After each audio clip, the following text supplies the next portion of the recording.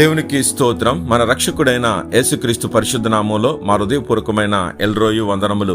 మీరు చేయు పనిలోను ప్రయత్నములోను దేవుడు మహాకృపను అనుగ్రహించి దినమంతా దేవుడు తోడుగా ఉండి కాచి కాపాడి ఆశీర్వదించును గాక. ఈరోజు దేవుని వాగ్దానం ద్వితీయోపదేశకాండము 31:8 భయపడకము, విస్మయము నొందకము. ప్రియ సహోదరి సహోదరుడా, ఈరోజు ఏ విషయంలో అయితే నువ్వు విస్మయం నొందుతున్నావో దాని కొరకు భయపడొద్దు అంటున్నాడు. శిష్యులు కొన్ని సమయాల్లో విస్మయం పొందారు.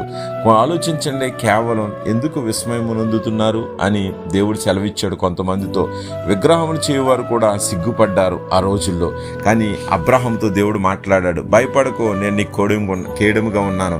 ఆగర్తో మాట్లాడాడు, ఎందుకు భయపడుతున్నావు, నేను నీకు తోడై ఉన్నాను. యోసేపుతో మాట్లాడాడు, నేను తోడై ఉన్నాను, ఎందుకు భయపడుతున్నావు, భయపడకు భయపడకు భయపడకని ధైర్యం చెప్పిన వారు ఈ లోకంలో ఎవరైనా ఉన్నారంటే మన జీవం గల దేవుడు మాత్రమే. కాబట్టి నీవు భయపడక నా యొద్దుండు, నా దగ్గర విచారించు, ప్రార్థన చెయ్యి, నేను అన్ని విషయాలు నీకు సలహా ఇస్తానంటున్నాడు. కాబట్టి ఈ లోకంలో కొన్ని విషయాల్లో మనం భయపడుతూ ఉంటాం. ఎవరన్నా మన ముందు భక్తిహీనులు ఎదిగిపోతూ ఉంటే, ఆస్తులు సంపాదిస్తూ ఉంటే, ధనం సంపాదిస్తూ ఉంటే, ఆరోగ్యంగా ఉంటే, అతను ధన సంపన్నుడైనందుకు మనం ఎంతో భయపడిపోతూ ఉంటాం. కానీ దేవుడు అంటున్నాడు, ఒకడు ధన సంపన్నుడైపోయాడు, నువ్వు భయపడకు. ఎందుకంటే అతని ధనము, అతని హోదా, అతని పదవి ఇక్కడ కేవలం భూమిలో అతను పాతి పెట్టే వరకు మాత్రమే, ఈ భూమిలో మాత్రం ఉంటుంది. కాబట్టి మనము భయపడవలసింది ఎవరికి? దేవునికి. మనం భయభక్తులు చూపవలసింది ఎవరికి? దేవుడికి.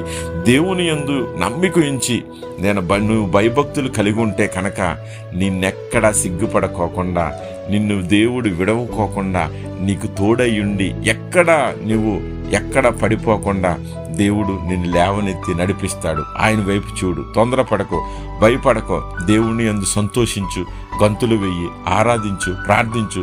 దేవుడు అద్భుత రీతిలో నిన్ను ఆశీర్వదించి కాచి కాపాడి నడిపిస్తాడు.